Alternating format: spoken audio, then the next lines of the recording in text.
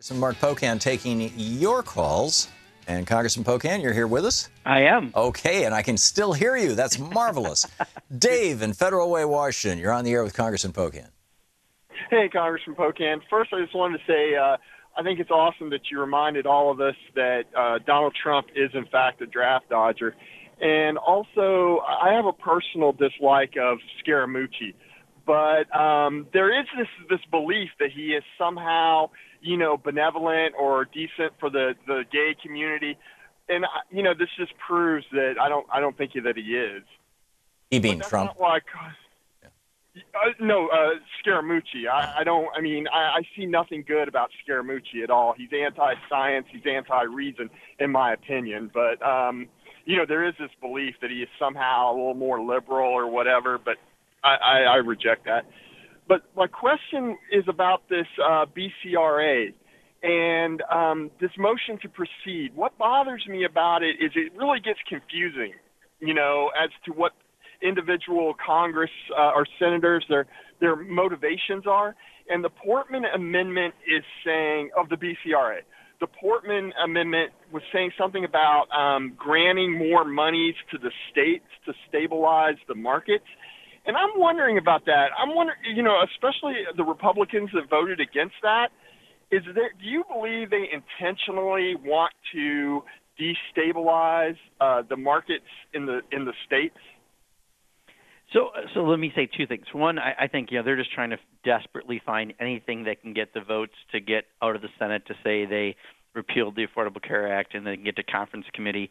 And whether or not something comes out of it, at least they can claim they voted to get rid of it, right? So they don't have to deal with the daily tweets that right now Jeff Sessions is experiencing from President Trump. I think that's at one level. So whether it be the Portman Amendment or others, they're just looking for that place they can thread the needle to make the claim.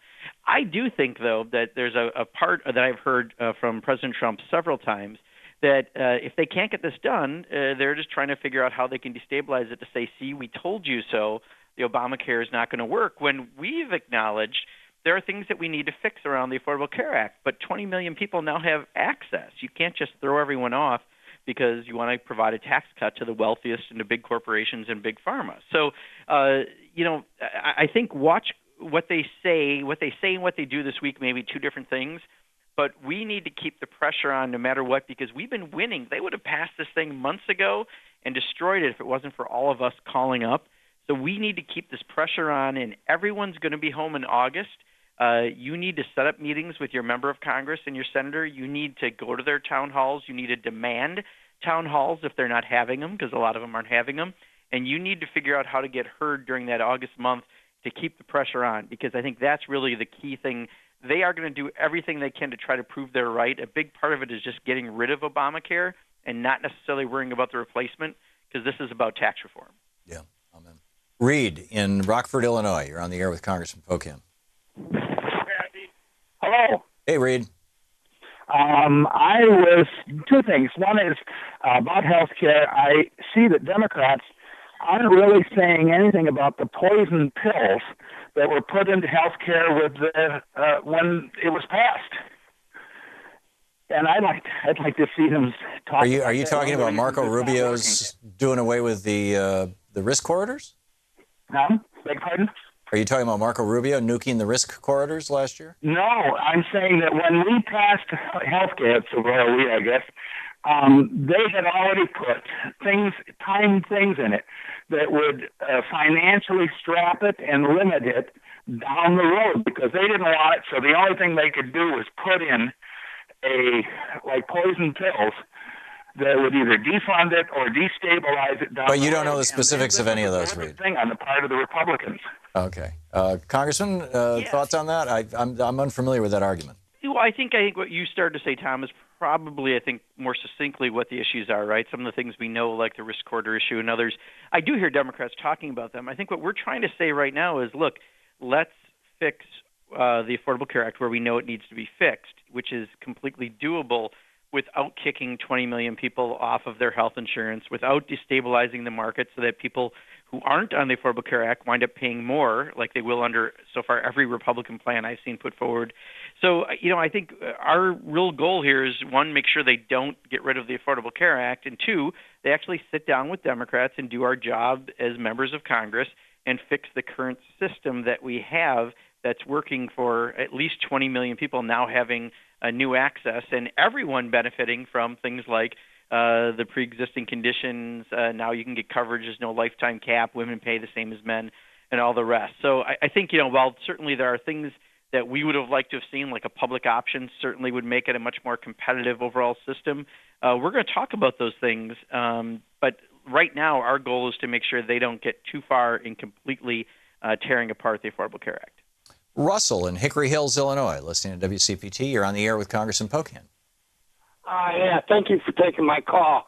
Mr. Pocan, I'm hearing already that the Freedom Caucus is talking about raising the debt ceiling, but have no problem cutting $1.5 trillion out of the budget.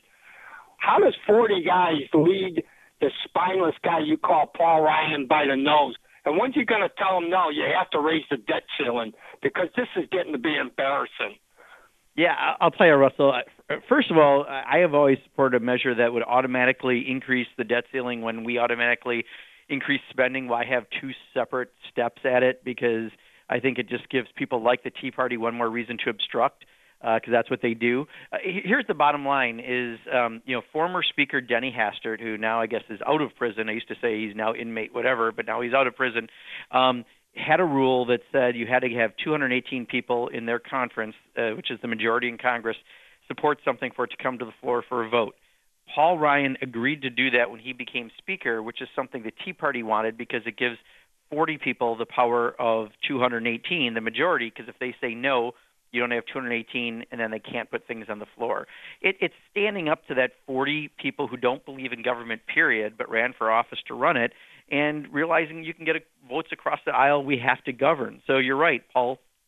It's up to Paul Ryan to show that he can stand up and actually be a leader and stand up to the Tea Party, which he hasn't been willing to do so far. Jim in Bellingham, Washington. You're on the air with Congressman Pocan. Yes, I'd like to bring up the topic of global warming. Chris Hedges had Christian Parenti, son of Michael Parenti, on his RT show, and they were talking about the dire consequences of global warming, and they said that there's stuff that can sequester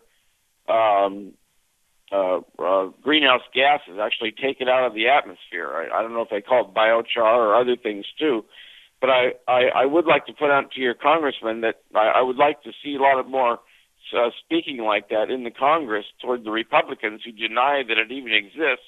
And, most Republicans, to my knowledge, are very pro-military, and I do think we know that the military actually acknowledges that climate change exists. They're busy making plans for making adjustments based on catastrophes in Africa and elsewhere. And so I'd like Mr. Pocan to respond. Yeah, Jim, so, I think there is a lot said in Washington around climate change by the Democrats. Whether or not the corporate media picks it up is whether or not you're going to hear about it in the end, even though we put a lot out in social media. We have a caucus called the SEEK Caucus, Safe Energy Climate Caucus here in the House of Representatives, and we all of us are members weekly either on the floor, writing columns, doing other things to help promote and talk about what's happening with climate change, and we've seen the Senate do all-night sessions on it. There's a lot that happens, but if it doesn't get picked up in the media, you might not get a chance to see it. What we're fighting against are a bunch of Republicans who either don't believe in science or believe in big contributions from polluters, one or the other or both, that make them reluctant to actually act on climate change, which is, again, why we have to have the people lead on this issue, because that's how we can enact change here in Congress. Well said. Congressman Mark Pocan is taking your calls for the hour in our Middays with Mark segment here on the Thom Hartmann Program. Congressman Pocan represents the 2nd District of Wisconsin. You can find his website at pocan.house.gov. You can tweet him at @RepMarkPocan. And we'll be back in just a moment with more of your calls. You're listening to Thom Hartmann. Visit ThomHartmann.com for audio and video archives. Congressman Mark Pocan taking your calls right after the break.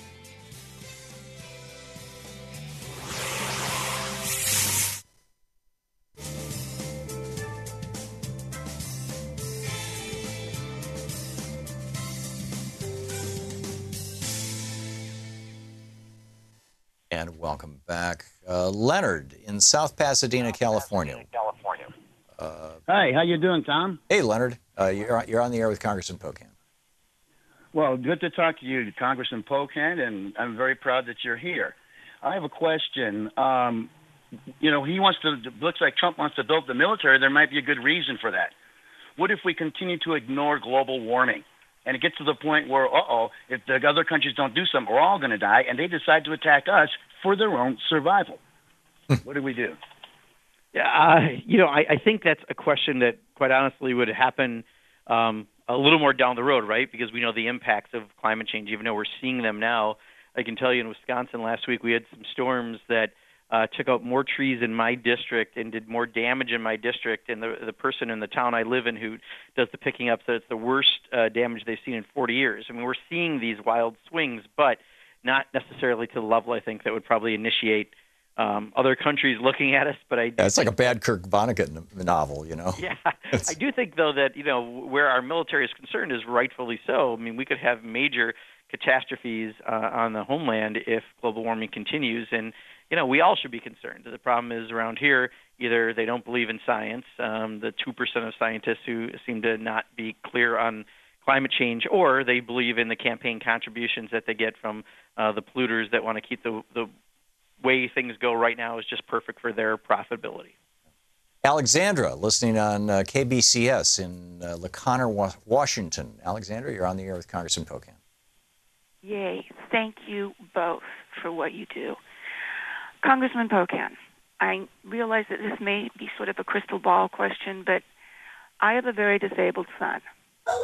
And his life is, Medicaid is what pays for his care. Mm-hmm.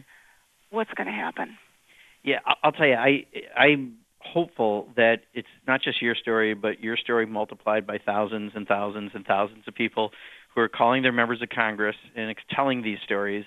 And I think when I hear from the Republican senators who are most concerned, it's around the Medicaid issue, because clearly with Medicaid expansion, a lot of people got access to health care, but because they needed it, and they don't want to take it away from their constituents. So we just have to keep up telling those stories to our local press, telling those stories to our elected officials, because I think that is one of the strongest reasons why they haven't moved forward yet. So if I had to look forward, I think it's going to be hard to do those deep Medicaid cuts based on all the activity we're seeing, but that means we can't stop. We have to continue that activity so that they have to change tactics and go to a plan B or C or D. Congressman, do you think there's any wisdom to the tactic of going directly to Donald Trump with the fact that the Republicans are advancing legislation that contradicts his campaign promises? In other words, if thousands of people tweeted him on a particular day saying, you promised, and maybe even a link to the video of him saying it, you promised you would protect our Medicaid, and why are you not? That kind of thing. Yeah, I tell you, I'm honestly, I think at the point right now is that, I'm starting to look at the people who are not sure if he's fully competent to serve in office. Yeah. Maybe where I'm approaching, as I see the various decisions he makes, the lack of any kind of continuity, the lack of any compassion. I don't know if it'll work. Everything is worth a try, but contacting members of Congress has been working.